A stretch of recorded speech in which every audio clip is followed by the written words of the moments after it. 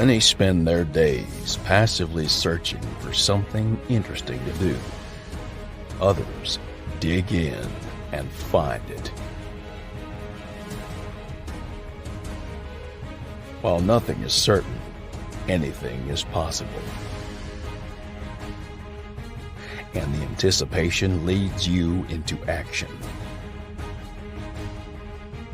Because it's here that adventures begin, stories are unearthed, secrets are revealed, fortunes are found, mysteries are solved, and the past is brought to life. Nothing valued is ever lost. It's simply waiting to be discovered. So here's the question. What are you looking for?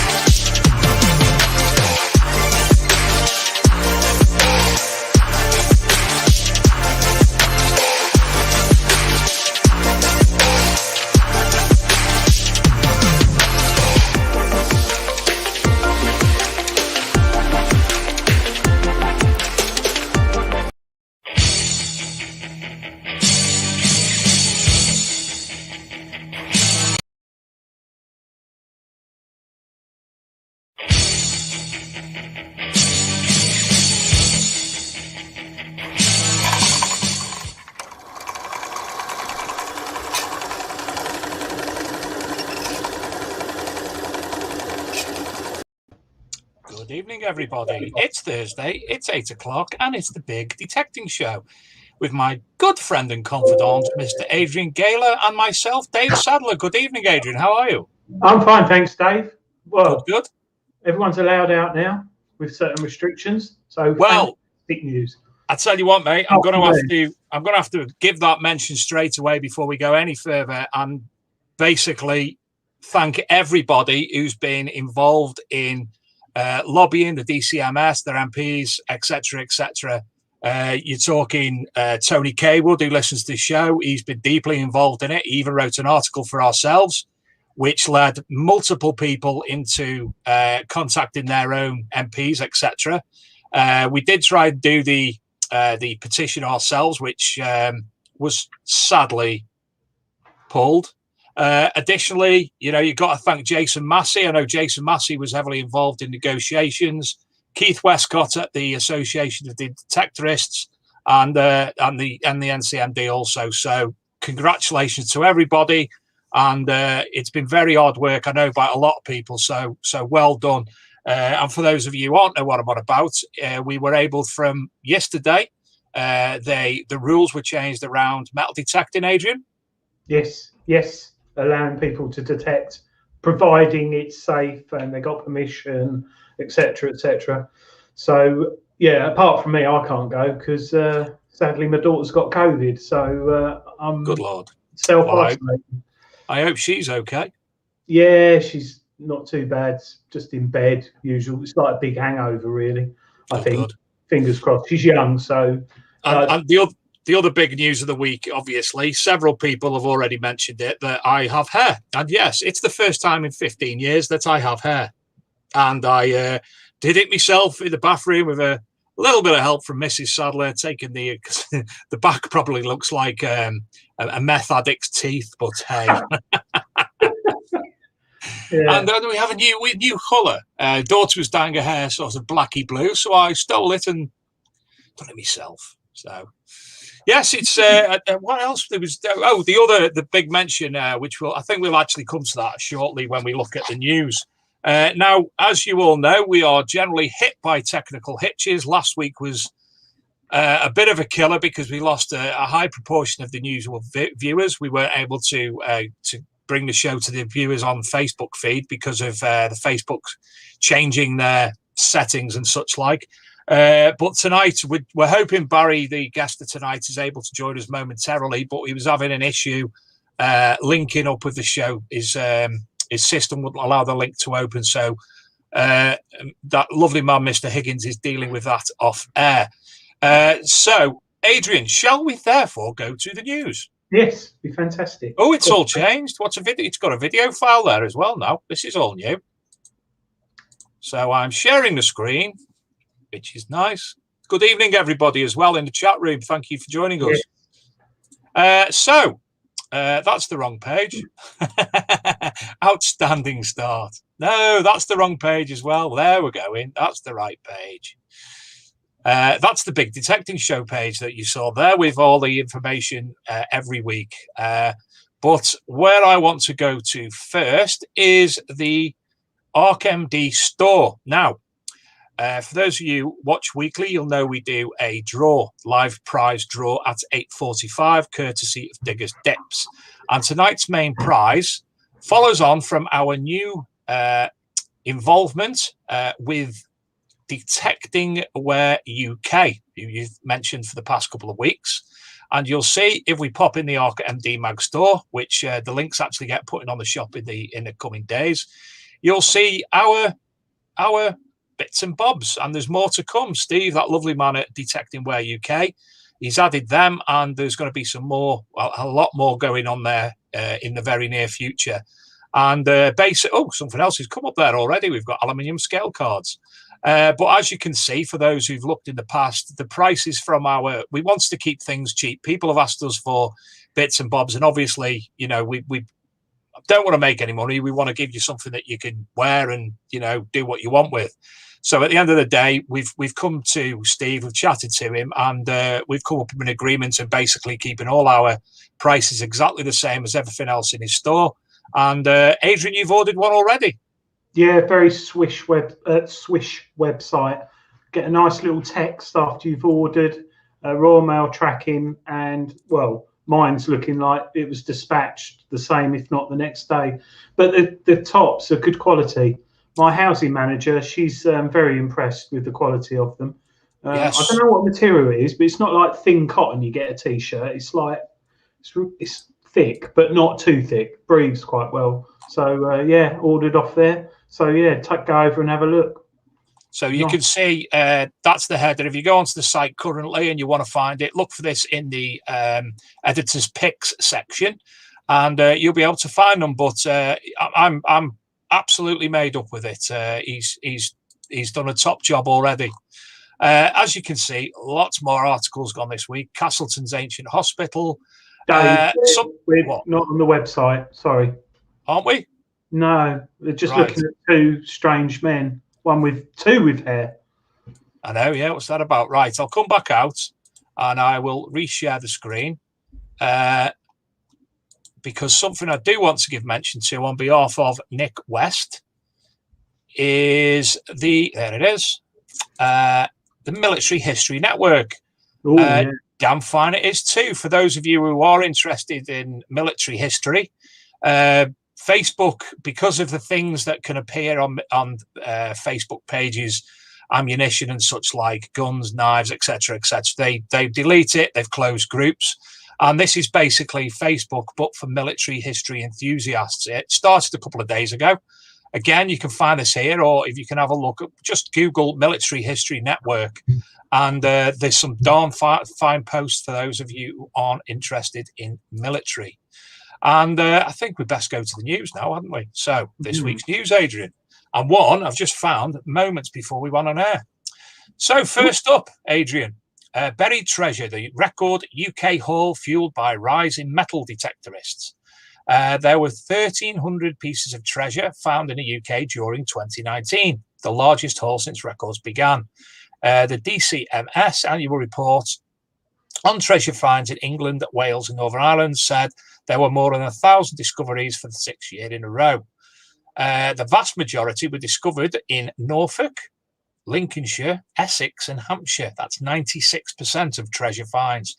Now, that leaves the rest of the country, Adrian, with 4%. I wish they hadn't put that, because it's just going to be loads of people, aren't there, going to all those areas. Yeah, true. But I suppose it's where all the traffic laid by the coast and stuff. So it also states there's approximately 20,000 detectorists, and I think that's being quite liberal now.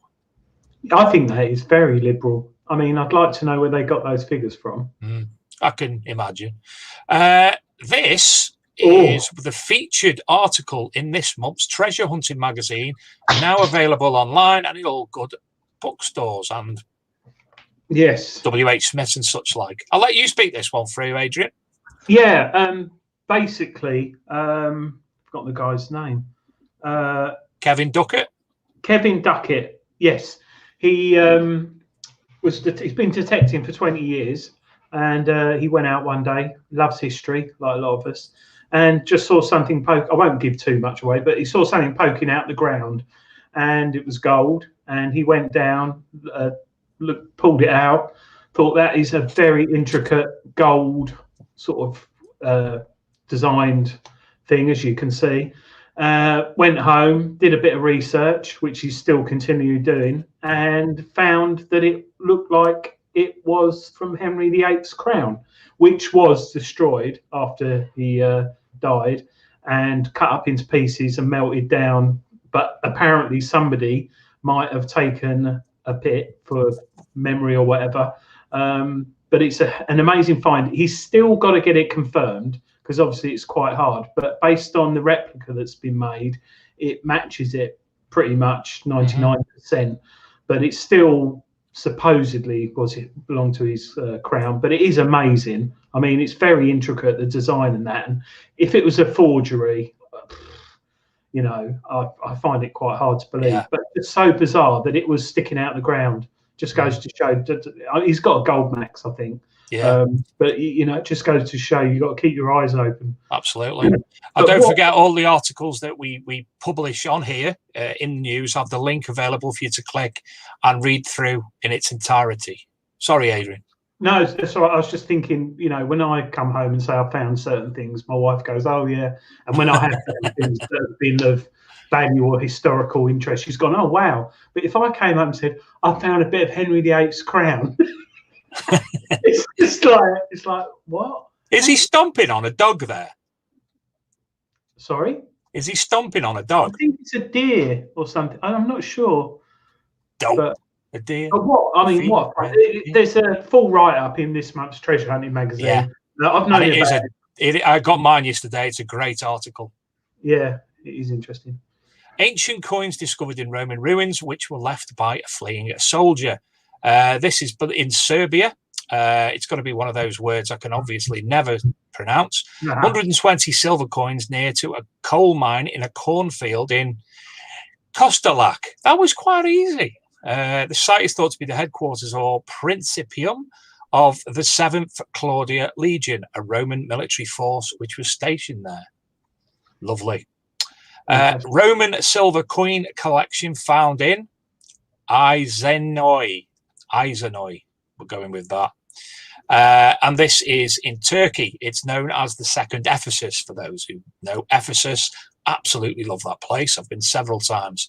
A rare collection of 651 silver coins belonging to the Roman period were found in a jug during ongoing excavations.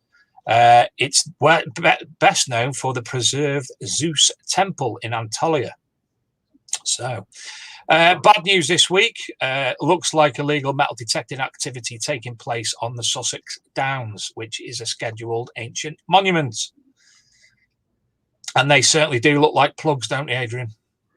Yeah, it's funny actually, because the permission I dig on, they've had a similar thing in lockdown, and the farmers contacted me, but I shouldn't say it really. But the farmers bought these night cams now off a rechargeable battery, and he's hidden them. Probably, I think he's bought about 10 of them, and he's planted them around the permission I detect on to catch the person. They're really well hidden, really well. Are you sure it's not you sleep detecting? No, I wish. No, do you know, I've never had a dream detecting. Yeah.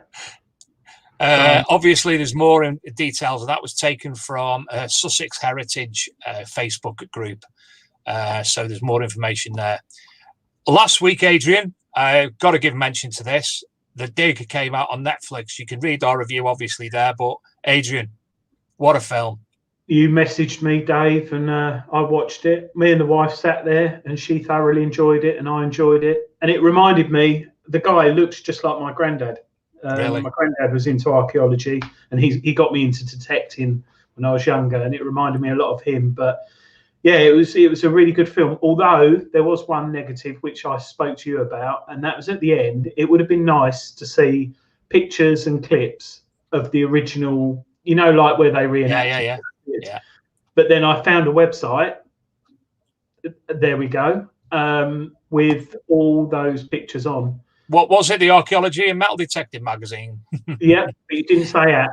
No, we're not saying that. No, I'm not saying it. Yeah. Yes, the Archaeology and Metal Detecting magazine. We did put a post together with probably about 100 images, some of the treasure and mostly of the time period, obviously the excavations and such like, but also there's 2 videos on there from the period as well.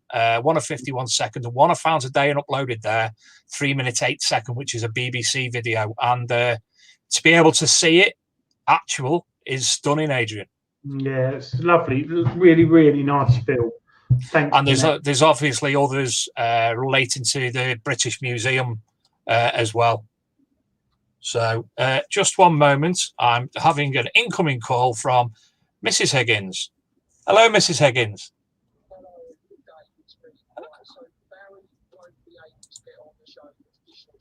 Right. Okay. We've also had some new things come out this week. Well done, my friend. Coils, which are quite interesting. Leave them in me. Bye-bye. Those. Yes, Coil Tech coils, am I right in saying? Yeah, Coil Tech coils. 3 of them, 10, 10-inch elliptical, 14-inch elliptical, and a 15-inch round double D for the Knox from Coil Tech. So that's, Christ, sorry, I shouldn't, but the stuff the Knox brings up to get a bit more depth and a bit more accuracy with the elliptical coils is going to make that machine even more impressive. So they're looking quite good. I actually seen another, not so much a press release, but somebody banding about. It's a coil manufacturer, I think, called Black Dog, and they've released some for the Quest. Yeah, I've seen that as well. Black Dog, they've popped up before. I think they did one for the Quest Pro in the early days. So yeah, that's quite a nice thing to see. Somebody bringing out new coils for a not that well-known manufacturer. When we're on about new technology and such like, you've been in communication with Paul from McGrafter, and you've been testing a new spade of his. Tell me all about that, Adrian. Yeah, I'll tell you what. It's not often things come into the hobby that blow you away, but I think when the Knox first come out, it's the equivalent to that with a digging tool. Paul is an avid detectorist, has been for many years, and Tony Kaywood from TC Detects. If you look in some of his YouTube videos, you'll see he has some bizarre types of spades over the last year, and that they were prototypes along with others for designing a spade that was at height adjustable, but lightweight. So I was really intrigued about this because it's made of carbon fiber, and we all know that's light and it is strong. It's used in Formula One cars and all kinds of things. Well, Paul contacted me and said, I've got this spade, do you want to try it out? Now, obviously we can't detect. So like a muppet, I went for a walk with a spade, exercise in COVID prior to being locked in. And I dug some holes. I did clay. We have a lot of heavy clay, wet clay around here. And also did pasture and also did a few fields with flint in. Now, it's early days, but it's incredibly light. And when I say light, it's just over the weight of a Simplex. So if you imagine, and it folds down to about that big, it's got very thick carbon fiber. Now, this isn't the carbon fiber you normally associate with some aftermarket detector shafts and stuff. This is, from what I can gather, I might be wrong, but it's such high quality, it's used in the automotive industry. So it's so strong. Now, I went out of it and I ended up using it as walking stick, walking in the wet because it's so light. But it's called McGrafter. And if you just Google it, MEGRAPHTA, they've got a website all about it. But this is a guy, this is why I love being British. This is a guy who's come up with a solution in his back garden shed. well, I say shed, he's probably got a proper workshop, but he's knocking those out. And for me, it's going to be a game changer, because the only thing I hate about detecting is carrying a spade. It's annoying, it really is, but you need it. But I use a stainless steel one, which is extremely strong, but it's heavy. But this, for me, I don't think it will be great if you're chipping away at, you're digging up, I don't know, really solid clay with flint in all day long. But I did dig that, and I went down and I gave it to my son. He's 17, and I told him, I said, try and break it. Shouldn't say that really, but he just dug down about 2-3 foot, and it was a really interesting spade. And I'm writing a review for treasure hunting when I can actually get out and detect, but I went out with it briefly. But yeah, we've had that. The Mars Gauss detector, there's a review in treasure hunting, another new detector to the market from Mars, who obviously make coils, aftermarket coils. And chocolate bars. Yeah, chocolate bars. I don't think they're related. But yeah, there's a review in there for treasure hunting, which is... Imagine me walking around with a chocolate metal detector. Imagine it. Chocolate metal detector. But yeah, I'm hoping to have Paul on the show. We're about to start sorting out our next batch of guests for after Daniel Spencer, who's here in 2 weeks. And obviously, we'd like to ask Paul, as a chap that you're in communication with a fantastic story related to a well-known metal detectorist from our past. Am I right in saying it in that sense? Yes, so much so. Is this the one you're talking about, mudlarking stroke metal detecting? Yes, that's correct, yes. Yeah. We won't give names away yet. No, I won't give names away, but I watched a YouTube, a lot of people have probably watched it, YouTube video the other day of one of the pioneers of our hobby. And it was almost like watching the dig. It was really interesting. He's been in touch with me, and he's going to come on and give us a chat about he detected with this sort of icon in our hobby, which is from the 70s, I presume, and also does a bit of mudlarking as well. So he's going to come on the show and talk to us about that. But it was really interesting because it sort of brought it back to me. I obviously was interested in detecting in the 70s when I was a young lad. And it sort of, I don't know, the YouTube video and the footage brought it all back to me, and how at one time it was so exciting. It is exciting now, but when you're younger, as a kid, you want to look for treasure anyway. So he should be coming on the show soon as well. And then we've got someone else who Luke wants to sort out. We've got as well. So anyway, we've gone on far enough now. I'm hoping in the meantime we may have sorted out the issue with our guests link.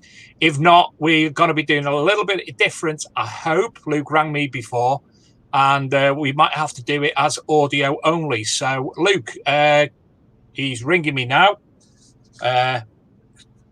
Click to Adrian and let him speak. Click to Adrian. Oh, I'd like to thank Tony Kaywood, TC Detects, for putting me in touch with Paul. So big shout out to Tony. Thank you very much. I appreciate that. And hopefully we'll get Paul on the show soon. He's probably a bit shy, Tony, but if you want to tap him up, it'd be nice to get him in. I could go and get the spade now, actually, but if you go to the McGrafter website, just Google it. I'm sure it will come up in the search and have a look. But I always find it nice when new things come into the hobby. And obviously, not to have brought out a new spade as well, or bringing out a new stainless steel spade as well, with a bottle opener on, which I find quite interesting, because I don't think I want to open a bottle with the bottom of my spade. I just hit it with the side. Yeah, yeah. Or the bottle opener on my key ring. I just take cans. So, yeah, it's about getting compact and lightweight, isn't it? It's been done with detectors, and the digging tools going forward is something important. So anyway, we're now going to trial to see if this works. We've not done this before, so hopefully we'll at least be able to speak to Barry on audio. Well, it looks like we might not be. But if we're not, we'll be able. We've got all the information. Obviously, we'd be far superior to get Barry on the show, and we can sort out something in the future, no doubt, if we're not able to speak to him directly tonight. But at least we've got the information here, and we've got all the information, all the images and such like anyway. We could talk about it like me and you were down the pub, Dave. What's one of them, mate?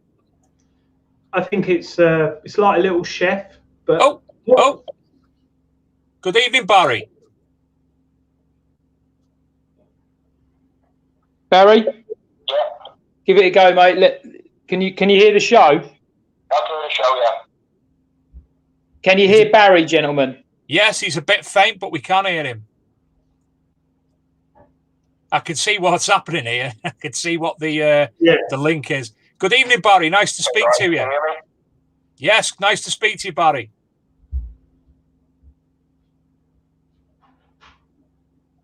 How are you? Hello, guys. Are you well? Is he on a CB?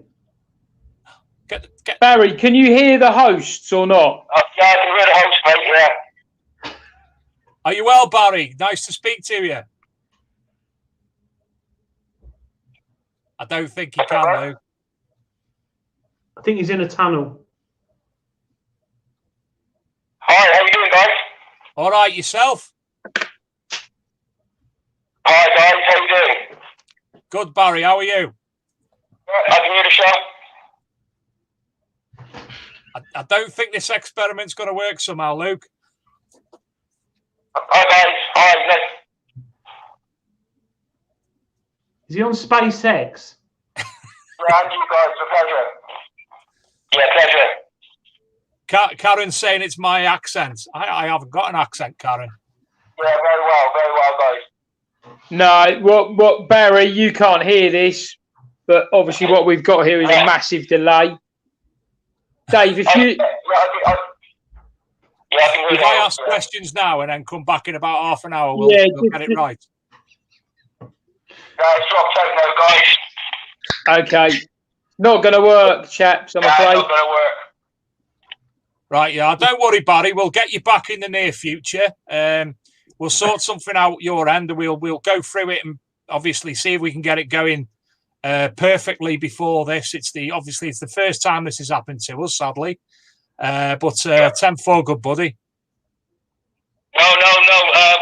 I'll see you in a few weeks or whatever, guys. It's a bit sad, but obviously I had a great story to tell. But yeah, come back to me. I'll get something sorted out on my side as well.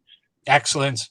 I appreciate that, Barry. And sorry for obviously everybody who's come to listen, see the show tonight. But yeah, we will sort it out. And in the meantime, myself and Adrian will give you a brief outline, and we'll obviously got some images as well. So take care, Barry, and we'll speak to you soon.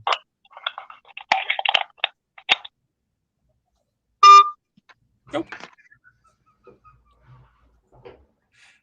Well, see, that's the problem trying to use the CB. There's too much delay.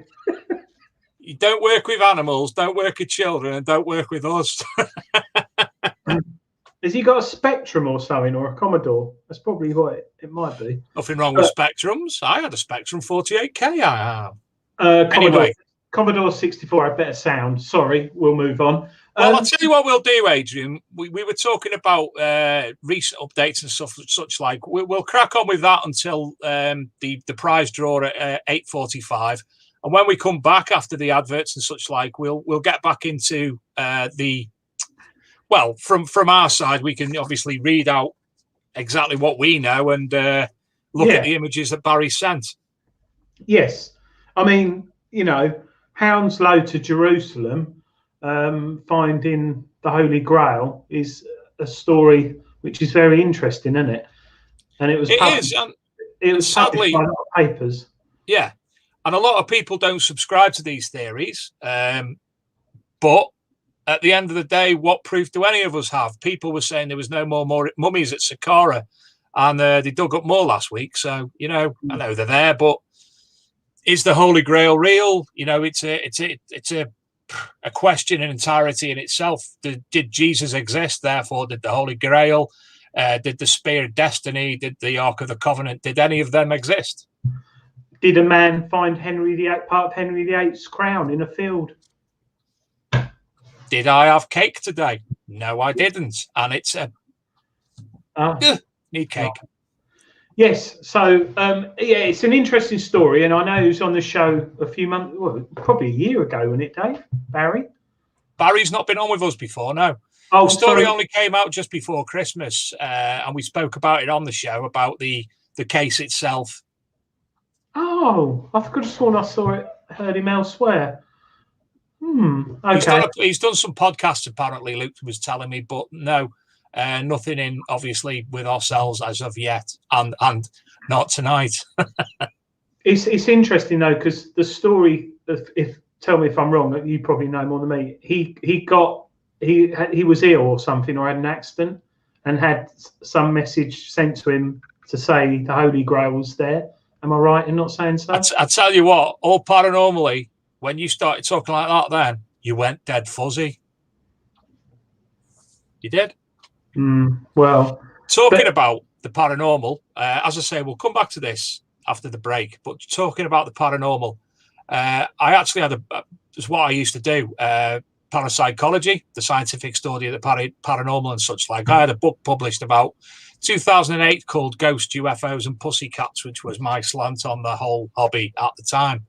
And in 2012, I was about to have a second one published, but the publish house decided they didn't want to do that and went into film instead, which he was doing anyway. The side project was going to be publishing. So I've got the book back. Anyway, I have offered it to a publishing house and they've more or less agreed upon it. It needs expanding and such like. But book 2 might be coming out. And I've also discussed some ideas that me and Luke have had regarding our hobbies and what we cover with the magazine. And they're also interested in the prospect of them as well. That's good. That's nice to hear. Very good. It is. Because Luke came up with an absolute storming idea last night, which would be quite easy to construct, to be honest. So here's hoping. Sorry, I've got a question in the chat from Darren Booth, History Unearthed, about this. I don't want to keep talking about the spade all night, although I could, because my wife's not interested. I don't know why when I talk to her about it. Does it get weaker the more it's extended? Well, it extends pretty much up to my breast. Really? Yeah, it really, really does extend high. It's got about, I'll go and get it in the ads, I'll bring it in, but it extends, I use it on the lowest setting, which is fine. But if you extend it to the full height, it might get weaker. Naturally, as physics work, it probably would. But I'll go and get it after the break and show you. I think it's covered in mud, but you wouldn't need to extend it really high. Do you want to give the home manager a shout now and see if it's allowed? The housing manager? Yeah. The housing manager is in the other room with the door shut, so I can sneak through the kitchen, get it outside, and bring it in back into the studio. Into the studio, yes. But yeah, she was actually. I kept saying, "Feed our light is, feed our light is," and she was quite impressed. Yeah. Were you talking about your wallet or the spade at that point? I don't have a wallet anymore. I don't have a wallet anymore. Just use my phone. Yeah, give the wife housekeeping once a week. That's cash, £20 for the food and all the bills, and then the rest I just get on card. So yeah, sorry. I'm not 100% sure, but I think Luke is actually putting out potentially a bit of a phone in if anybody wants to contact us. He's put the StreamYard thing in, so we might actually get some something like that. I'm not sure, but that would be nice. Well, we're going in 5 minutes or so. 4 minutes. We're going to go over to the live draw. Tonight's prizes are in third place, 10 Diggers Dips tokens. In second place, a History of Medieval coinage book. And the winner will get I believe, a T-shirt of their choice from Detecting Where UK. Thank you very much to Steve. And thank you very much to Chris and the team from Diggers Dips. So that's nice. And well, my T-shirt a bit of a story for you, actually, Adrian. I've got a friend who started listening to us on All Metal Mode called Andre Figueredo. I apologise because he listens to it while he's driving his HGV and on the podcast version. So I've got me. All right, hold on. Talk to me in the adverts. I'm telling a story. Anyway, gone now. He's ringing. Anyway, so Andre messaged me today. He said, Dave, I'm coming through Congleton. Do you want me to pull over and, we'll meet? Because 2 years of knowing him, we've obviously never met. Pulls up, met him for the first time. Absolutely lovely lad. So I've got some leftover archaeology metal detecting magazines from Detectable 2019. So he asked if we had any left, took him one of them. And the T-shirt that Steve sent down the other week with the lovely embossed logo of the Danebury Metal Detecting Club. I've given that to Adrian as well, because obviously it didn't fit me, because I think somebody in a red jacket tonight might have given him the wrong size, perhaps. So Andre will be sporting that, so he's actually going to do a video with it on when he's allowed out. So looking forward to that. Nice, you went out and met a trucker in a lay-by. It was very much like, and we had I had dogs with me, so I was dogging. Yeah. He flashed his lights so you could find him. But yeah, Dave, no, I can't go out till next Wednesday, so I'm looking. But we got really heavy snow coming apparently, so I'm not going out detecting in that. Well, you've got a nice light shovel around the house to do the drive with, haven't you? Yeah, I think my mate James commented in there about digging it. Actually, it would be good for clearing the snow. Yeah. Well, you can test it. It's another. You can actually video and review it for snow digging. Yeah. You can make a snow detectorist with it. Actually, that's an interesting question. How many people detect in the snow? I've done it a couple of times. It's quite nice because you don't get muddy because you need. I've done it once on a ring recovery from at the bottom of a hill where everyone was sledging, and I found the ring. And that was up Buxton way. That was men's. Nicola Robert, Dave, where's your hair? Where's your hat? I let my hair grow for the first time in 15 years, so I'm seeing what it looks like, etc. Right, shall I share the screen? And am I sharing the screen? Luke, if I can share the screen, ready for the Digger's Dip straw, please. Which should be nice hair products you got in there, Dave. Thank you. Let me just try that again. Share the screen. Should be sharing any moment. There we go. Oh, look at that. Just in time. 5 seconds to go. Oh, 44 seconds to go. I refreshed it. So, Adrian, first place, what number? Between 1 and 36. Adrian.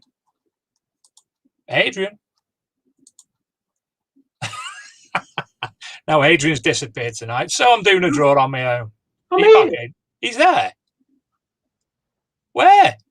Underneath you. Oh, right. I was number for between 1 and 36. 12. 0. Zero. No, you can't have 0. Who gets 0? 12. What you're going to do? Wait till there's like the last second when there's like all the numbers are gone. I don't know why they start at the big number if there's only that. Well, I suppose that's the way it goes. Well, on next week's show, we have 3 prizes from the Composite Pencil Company, Mr.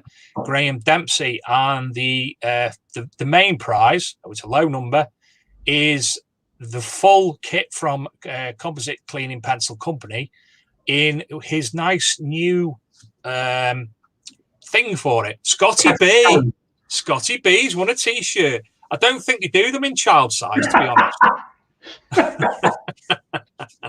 Well done, Scotty B. Steve, can you have the baby version for Scotty B? Like the what they call the onesie. Can we have one of them for Scotty, please? Second prize is a history of medic. I can't believe Scotty won that. Good Lord. Send him a triple XL. It would be a 90. One for the family. It is a high number. It's number 30, and the winner is John Cornwall. John, well done. You've won a History of Medieval Coinage book. And the final winner is for the 10 Diggers Dips tokens. I'll try and source a photograph of the station for all the composite. He has sent it me. I'll just have to find it while we're on the adverts, and I'll pull that up because it is a stunning piece of kit. It's basically the station for the entire collection of products. I sent it you, and you got all gooey, didn't you? I said sexy wee wee, didn't I, when I saw that?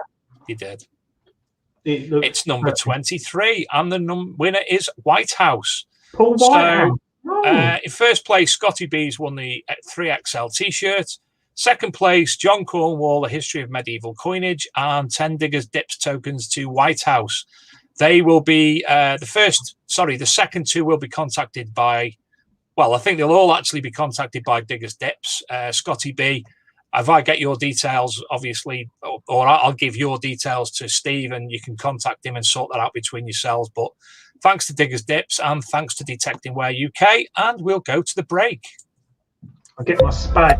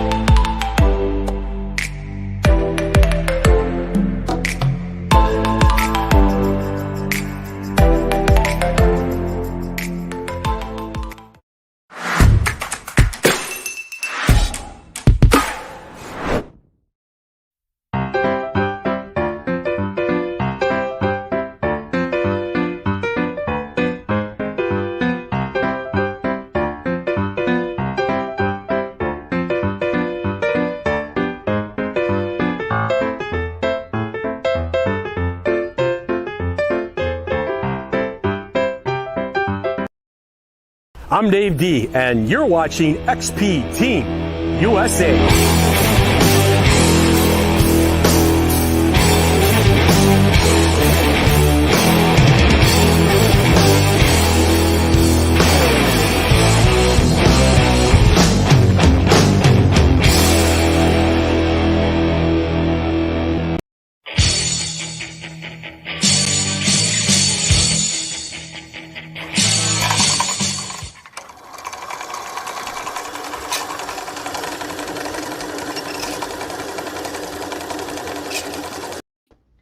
Welcome back, ladies. What are you doing on that side? Welcome back, ladies and gentlemen. Again, we must apologise. There's been technical issues at our guest end tonight. So Barrie-Jon Bower, unfortunately, he is there.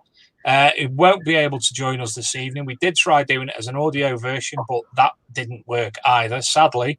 So you've just got me and Adrian for now. We've been on a bit of a chinwag, and what I'm going to do now, I'm going to momentarily bring up the images that Barry sent over that I've sourced today. And we'll just give you a brief overview of what Barry claims to have discovered And Barry, if you're watching, I apologise if you get anything wrong. Obviously, this was entirely hopeful that you'd be able to join us and go through everything yourself. So, Mr. Higgins, if it's okay with yourself to open the share option on the screen, and we will go through the images, won't we, Mr.? Yes. Lost your name then. Forgot it. It's gone. So, Barrie-Jon Bower, now the son, claim he's an amateur archaeologist, and he's traced the Holy Grail to a secret crypt under a river, in Hounslow, and that's London. He believes that, as I say, there's a secret crypt. Now, as you can see on this map, it's the Duke of Northumberland's river. Now, I presume this here, I don't know the south, I don't know it very well, Adrian. I presume this is the Thames. Would I be right in saying? It does look like the EastEnders intro. Yeah, I agree. So this is Twickenham at the bottom. So I'm sure there's a rugby ground there or thereabouts. Certainly is. Yeah. And I would suggest that the Duke of Northumberland's river is a tributary which was made many years later, perhaps, because looking at the images momentarily, the base of the bottom of the river is brick based. So I presume it was man-made, as it's the Duke of Northumberland's river. Anyway, he claims that he has found the whereabouts in the crypt of the Holy Grail. I had to throw that picture in. Had to. It was a must. Oh yeah. You mention Holy Grail, and you can't not mention that man. Well, anyway, that picture doesn't work very well, does it? This is Barry in the river. It's very shallow, isn't it, Adrian? I was looking at the Jerusalem Post. Oh, yes. Very shallow river. Yeah. It is. As you can see, again, these images, these are off Said Scum website. So the ones that Barry has sent, obviously, a little bit different. I think he's not going to the toilet there, is he? I tell you what, that spade he's got, I can think of lighter ones. And this is himself with a friend pointing at the brick base of the river. I think that's a reporter from the paper. Do you know, I've done a lot of things with newspapers in the past, Adrian, and some of the things he try and get you to do, you just want to slap them stupid. Pointing at the river. Yeah. So these are the images that Barry sent. Now, let me just look through the printed sheet that I've got for reference. He claims now I've been in the water, it makes me more certain. It feels hollow. It feels right. There's something underneath. Why not in Hounslow? He spent many years studying the Grail's links to the Knights Templar, who were an order of warrior monks, as you probably all know. He believes the Grail lies in a crypt under this is very repetitive. He claims some of the Knights Templar trained on Hounslow Heath before their trips to the Holy Land, and he claims that they built the secret crypts to hide relics underneath at that point. Its entrance, he maintains, was later deliberately hidden near a weir, this being the weir, at the man-made Duke of Northumberland's river. Well, that's answered my question. Weir, yeah. That's something I know nothing about Duke of Northumberland's river. I'd never heard about it until, obviously, Barry's case, but it's something I'm going to have a look at because I don't like not knowing about things. I have to find out the very, very minimum. He's invested £1,000 to hire specialist geophysical equipment to scour the ground once it is drained. I believe he's been in communication with the environmental agency, which if I skim to the bottom, he has asked them, I can't wait to get started. There are some other reasons as to why I think the Holy Grail is here, which I don't want to reveal. I don't want rival hunters to get their information. It needs to stay secret or will be revealed. A scheduled visit from the environmental agency was postponed due to bad weather. A spokesman said, "We are willing to review Mr. Bower's request. and see if we are able to support him at another time. We have a statutory role to ensure that any works carried out on the main river are done in a way that does not cause environmental damage or pose a flood risk. Well, if it's an external geophysics survey, I don't think that's going to be much in the way of damage there, Adrian. No. I mean, for the environmental agency to potentially stop the flow of the river, that's quite a big thing. Especially given the current rainfall and floods throughout the UK. I mean, it's needed as to take the water away from the main river, I suppose, to stop the areas flooding themselves. I'm not that au fait with London geology and such like. I bet it's full of sewage. It's a lovely looking river.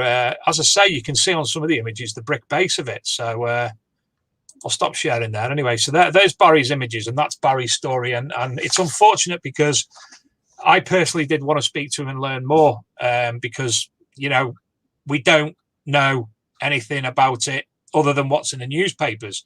I know he's been on several podcasts, but he also wanted the audience to participate with potential ideas and with questions and such like as well. But Luke's currently showing, this has actually made it all the way over to the Jerusalem Post regarding the alleged, obviously there's a link, Jerusalem, the Temple of Solomon and such like, the alleged activity of the Knights Templar there. So it's interesting. It's an interesting theory, but we've got Oak Island, we've got Roslin Chapel, we've got places in France, all which claim to have the Holy Grail situated there. I mean, at the end of the day, personally, I do not believe in any sort of religion in the sense of Christianity and Jesus and such like. That's my personal perspective. So therefore, if I don't believe in Jesus, I can't really believe in the theory of the existence of the Holy Grail, the Spear of Destiny, the Ark of the Covenant. I think it's a shame Barry's not on, because my question is, what and how did he think it was there? Out of all the places, let alone in the world, in the country. I don't know if does Barry live in Hounslow? Cinderford in Gloucestershire. So it's not even local. Like, it's he's obviously got to travel down there, so it's costing him money to do it. And he's obviously done a lot of research as well to get to the point where he believes that is the case. What does Barry do for a job? Currently, I don't think he's employed, according to the article, but this is last year, and the scum obviously publish some claptrappery all the time, so it's probably incorrect. Yeah, that's true. They'll probably say he's a stripper or something by night. It's interesting. Shame he's not on, but we can move on. I brought the McGrafter in, if you want me to show you. Yes, I'd love to see it. I'd love to see it in its extended state and its shortened state as well. It's the green screen. It comes in two parts. It comes in this part here with a little pop-up thing. Carbon fibre, very, very light, very light. Is it hard wearing as well? I mean, if you slammed it on the edge of your table with both hands, would it bend or shatter or break? I carried out a test, a very technical test, where I leant the spade up against a public footpath post. I shouldn't say this because Paul, who designed it, would probably go, and I put I think I weigh about 8 or 9 stone, I'm not sure. I put all my body weight on the shaft. I've taken a photo and it will be in the review. All right. Well, let's just go back a minute. You weigh 8 or 9 stone? Yeah, I reckon, probably. Really? Maybe pushing 10. So I put all my weight on it, and it flexed a little bit, but it didn't crack or break. My son was constantly laughing at me because he was with me. So basically, you get it in 2 parts like this. Oh, that's the green screen. Yeah. So you've got a serrated edge on here, and you've got 2 foot pegs welded in. Now, one thing I I like on here. Shall I turn the green screen off, Dave? Yeah, give me a minute. Yeah. Some people are mentioning how they love the Templar stuff. Absolutely love it myself. I'm in communication with Carl Cookson and Hamilton Wood from the Lost Relics of the Knights Templar. And they've obviously discussed things with me off air which haven't been seen yet. And it's phenomenal world of Templar malarkey. Sorry, carry on.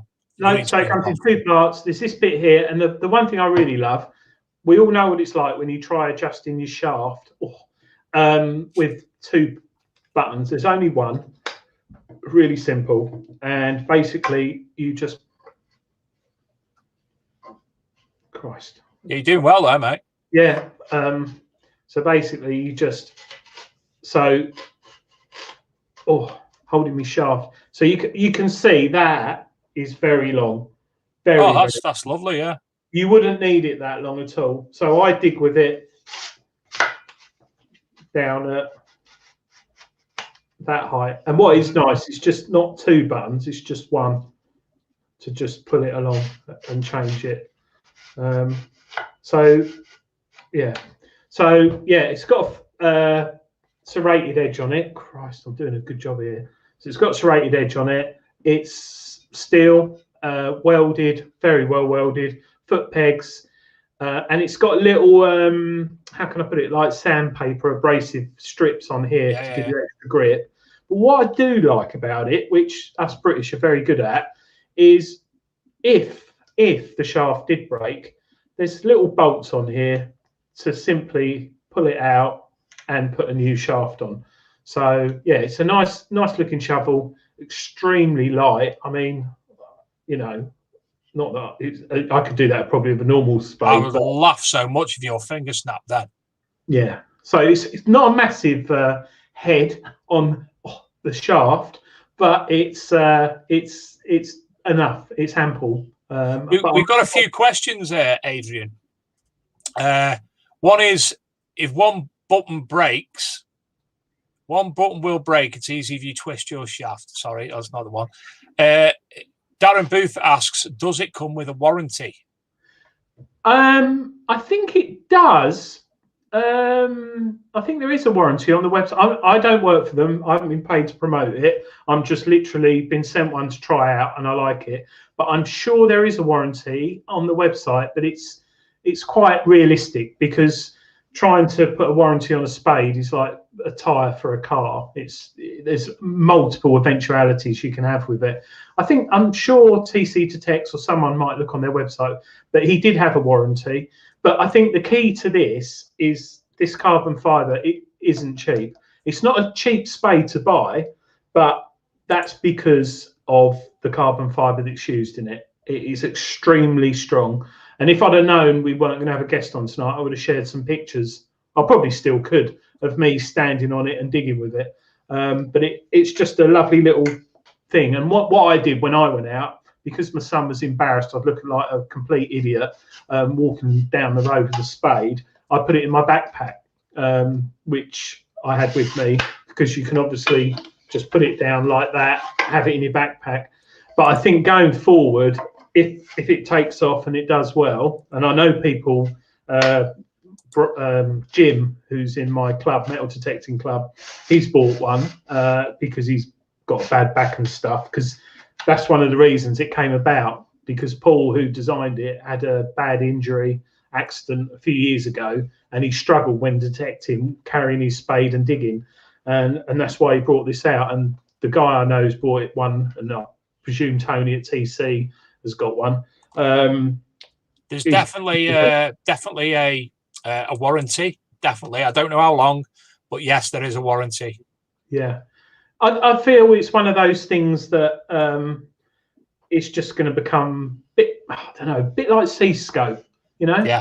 It does the job. It's good quality, and above all, it's British. And with Brexit going on and all the tariffs and charges going on stuff coming from Europe, I think it's nice that we can support people in our country with it. When we talk shovels and when we talk English or British, we can't not give a mention to Blackadder, because the products they've been spewing out for years are, again, top quality world international standard digging tools.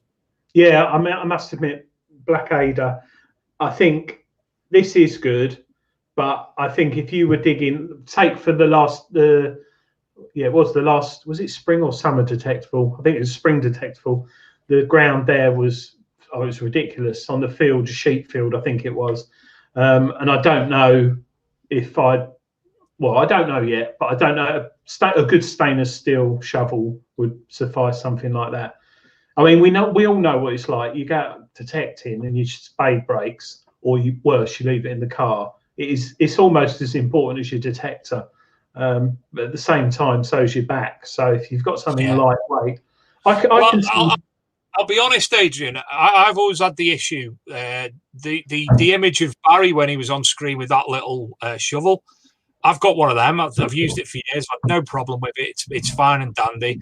And I've also got one from years before, which is it's like a mini version of one of the sort of knee-high version of one of the Blackadder shovels. And they've both done me fine and dandy, no problem whatsoever. The problem is I'm fat and I've got a bad back. So bending down is an issue when I'm digging. And the extension of that is fantastic. Now, I was contacted about a month ago by a company from America who've actually designed this product. And it's basically a screw-on handle for your mid shaft. So for instance, that if you extended it to full height halfway down, you could bolt this handle into place. So you've got a second thing to dig with. If, for instance, we talk what I've seen of American TV series, people who are doing archaeology and such like, Curse of Oak Island especially, when they're digging for something, they have a very old-fashioned spade with a very long head height handle, don't they? Yeah. So, for instance, putting it to that length, having this product that I've seen, it's as I say, it's an American product. Having a handle midway, if you are that way, could give you a totally different advantage with the way you dig as well. Especially people like me who need a long shaft. Well, it's the difference between a spade and a shovel. Our overseas counterparts tend to use a shovel because their soil is a lot drier and not as damp as ours. So we dig and they shovel. So you'll see a lot of American detectorists have shovels. But yeah, it's interesting. God, I can't believe it. I was sitting here talking about blinking spades. But it is an important thing in our hobby. And yeah. Have you noticed in Aussie Gold Hunters, again, it's a totally different, it's more or less a business as opposed to a hobby. They actually use, because of the hard ground, they all use mini mattocks and mini pickaxes. Yeah, no, that's right. Yeah, a lot of... Imagine trying to use that in our hobby and what people would say about destroying archaeology. Yeah, that really worries me. I'd never use a pickaxe. I know last summer, was it, or the summer before, when the ground was summer before in Essex anyway, the ground was rock hard, and I broke a Fiskars, which is another good make of spade to use, very lightweight and strong. I broke one of those, and then I bought a cheap B&Q one as a backup, and I broke that.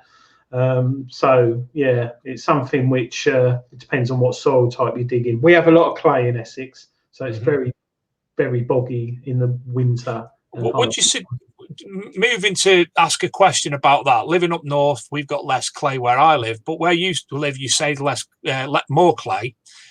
We read at the start of the show about the amount of relics that are being discovered in that area, Essex, Kent, etc. Do you think that clay layer is actually holding relics and coins at a lesser depth? It's harder to plough. I mean, once you get a deep plough in, we get a lot of, well, like most detectorists, every time I detect, I'm finding plough. I don't dig it a lot of the time, but sometimes I do if I get a signal next to it. But yeah, never thought of that before. Clay does potentially preserve things as well as mud because it's compact. So there's no, I've forgotten the posh word for it, but Laura Maitland from Mudlarking. Oh, it was anaerobic or aerobic? Yeah, so it basically saves it from being damaged from the atmosphere. And So what a great chat that was last week, by the way, with Laura Maitland. Yes, very interesting lady. Been following her on Instagram. She's got some great stuff on there. Really, really interesting finds what she does. And I hope to do it. But again, they're under the same restrictions as us with metal detecting. You have to contact the Port Authority in London, see if you can do it. That's correct, yeah. Well, listen, Adrian, and everybody again. Sorry, Dave, but crack on. One more spade manufacturer, which isn't in the UK, which I'd like to see, is Gravedigger Tools. Yeah, just for the fact that the name's cool. And they have pink ones and purple ones to go with your beard. But Gravedigger Tools is another. Again, it's a small guy set up a company years ago, and they're big in America, and they look really good. But I haven't seen them over here. Absolutely. Well, listen, again, we must apologise to the viewers tonight for our guests' inability to take part in the show.